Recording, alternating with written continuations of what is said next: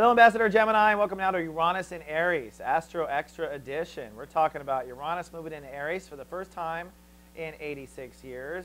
It is a profound innovation of your vibration, and you will see distinct differences, especially here in the next 18 months, moving into 2012. Although this video might be up for 7 years, so if you're watching this in like 2015, hi, how are you? I hope I still look this good. Now, that said, let's move on to what Uranus in Pisces has done for you, and then we'll compare it to what Uranus in Aries is about to do. Uranus entered into Pisces in 2003, and for Geminis, this was the beginning of innovating your control consciousness, your career consciousness, and your legacy consciousness. Control, career, and legacy are all the same state of awareness. We use one consciousness in us to do nothing but make decisions and be in control. And of course, some of us are out of control. We have some huge Pluto issues in the 10th house or something like that. We're really poor at it. Some of us are good at it. But wherever you were, you innovated it.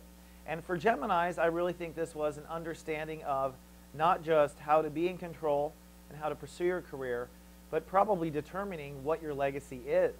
I know a lot of Geminis that I've noticed in the last 7 years who finally figured out what they want to be when they grow up.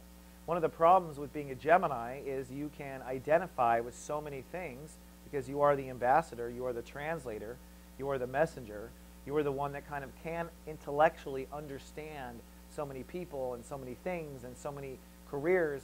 I think Geminis were really lost, frankly, for a long time because they could see themselves doing many things and didn't know what they should do. Of course, Saturn in Libra right now is helping you get to the heart of what you really want, a different sect of conscious innovation. This was also an innovation of control issues. You know, a lot of Geminis, we all have control issues where we try to control things, control conversations, control our lives, control relationships. So it was an innovation of the way you control.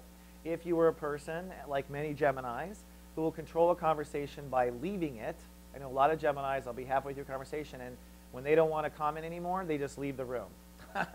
And that's their way of staying in control. Well, you might have found that your girlfriend or boyfriend chased you into the other room after Uranus went into Pisces and said, don't turn your back on me, mofo. You're going to talk to me. Suddenly, your control issue of how you control a relationship or conversation stopped working. This is also how you control yourself, how you motivate yourself, and your decision-making process. But most commonly, this was an innovation of your career. Your career is an interesting facet of consciousness because here on the planet Earth, we tend to believe that our career is, you know, our bread and butter, and in some cases it's our fame. But really, from an astrological perspective, your career is you beta testing the next life. So whatever it is we do in our career, we're actually setting up the next lifetime, and we're setting up the stage of the next lifetime. So career is actually a petri dish where we design our next life. And that is why we are in control of our career, because we are sculpting where we're going, and career is this like kind of game that we play really in order to get in control of our life. So you were basically getting your next life in order in the last 7 years. So look at 2003, look at 2010 and 11, and ask yourself, how's your career changed? How's your view on your career changed? How has it innovated? Have you gone through different jobs? Have you realized that you're someone else in the world? And do you want to leave a different mark on planet Earth in the last 7 years than you did in 2003. That is the arc of your Uranus transformation. Now, Uranus is entering into Aries. Now, Aries is the consciousness, no matter what sign you are, from which we draw our strength. Aries is where we draw our confidence. Aries is also where we express our identity. So there's always a place that each of the signs draw their strength, express their identity, and also where their ego expresses itself. And with Geminis, it's in the world. Makes kind of sense, doesn't it? You're the messenger. So of course you draw strength from the world. Of course you draw your confidence from your relationship to the world. This is why Geminis tend to be friendly with everyone. This is their point of strength. But your relationship to the world is now going to change. All right? Now this consciousness that we call the 11th house is really your context consciousness. By context, I mean there is a spiritual side of you that is always noticing where you are in context to something else. So who am I in this room? Who am I in this building? Who am I in this company? Who am I in this family? I'm the third born. Who am I in this country? I'm middle class. Who am I in this world? I'm Caucasian and I'm a Gemini. It's the who am I in this concept. What's going to change is you're going to change what cup you stand in, or your definition of your context. Now, context also includes your friendships, because your friends are your society, and your society is a context that you live in as well. So you might be at the end of some friendships right now, and therefore at the beginning of new ones. So here in the first 5 degrees of the Uranus transit, there will be breakdown going on. Basically, breakdown according to where your context consciousness does not match the rest of your being. So for instance, you may be married to a very special man or woman who lives in a certain societal place. Maybe she is blue collar, maybe she is green collar, maybe she's white collar, right? She lives in her own society. But your friends, they may all be kind of drug addict bums, right? All your friends are sitting around doing drugs, and her friends are all CEOs. There is a conflict in your consciousness there. Your world does not represent or match your marital world. One of the two is going to beat up on the other. There's going to be conscious conflict there. So it is time to get into unity, all of your states of consciousness, and get your context consciousness in unity with the rest of your being. This also plays out with philosophy and religion. Okay? Maybe you believe in making your own reality and self-controlled will, but maybe you keep going to a church that tells you have no power over your life. There's a conflict there between your collective consciousness of society and what you actually believe in. So in the next 5 degrees, anytime there is an incongruency in your society to the rest of your being, that will break down. All right? So you will find that your relationship to that church breaks down.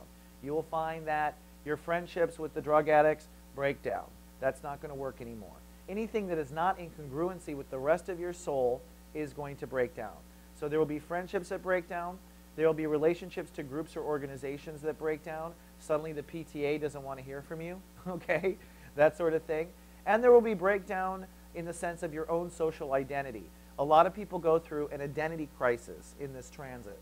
This is also a transit where people get caught up in labels. You see this in the gay population all the time, where you go, oh, are you gay? No. Are you bisexual? No. Are you straight? No. I don't like labels. All right, that's a person who is struggling with their label or their context consciousness. They're struggling with, how do I brand myself among these people, or should I brand myself among these people? So that often is it. And also breakdown in sort of title or social status. You know, we're born into a social status. In the United States, our social status is very much determined by our economics. So if you drive a Pinto, you're at this social status. If you drive a Lexus, you're at that social status. That's the United States. If we were in Saudi Arabia, it might be camels. But the point is there are these symbols that represent where we are in society and our social status or our social class. And so if you are meant to break into another social class, you may have breakdown in your current social class, where you just suddenly don't identify with these people. You don't want to hang out with these people anymore. Just not working, or you guys are always fighting, and that sort of thing. So expect social breakdown and perhaps identity crisis here in the next 5 degrees. This also does sometimes include culture as well, just so you know. So for instance, if you are born in a southern town and you watch Soul Garden and you're a total New Ager, and you may have breakdown where you're just like, I can't take this small Baptist town anymore. It's driving me crazy.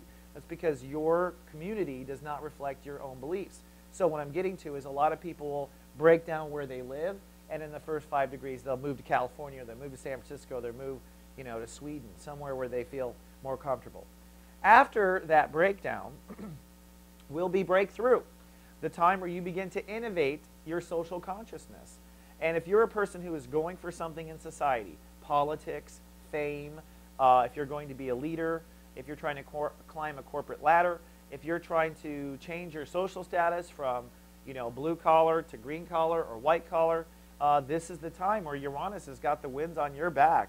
Every time you try to innovate your situation, you're going to see the universe is showing up. And every time you are reluctant to innovate, you're going to find the universe is showing up and breaks you down. So you will break down if you refuse to budge in this regard. In the big picture of things, to look at the 2 transits together, Geminis just spent 7 years figuring out who they want to be when they grow up. And now with Uranus and Aries, it's time to figure out, well, all right, this is what I want to be. Where do I belong in the world? Who are my people? Who are my friends? What is my community? All right? And that is the arc, really, of the next 7 years. Geminis will be finding their place in the world, finding their niche, finding their class, finding their population, and probably in the next 7 years, going through a complete overhaul of who you call as friends. I will say that most friends don't make the cut. I find that less than 5% make it through a transit like this. And don't be alarmed by that. They'll still love you. They'll still be your friends. You'll run into them in the next lifetime. But when you are shifting your collective context consciousness, if people don't want to go to the same context that you're heading to, they get left behind. All right, Gemini, that's all I have for Uranus and Aries. I wish you good luck. I will be back doing these Astro Extras as planets move into new signs. And until then, Gemini, live, love, be. So God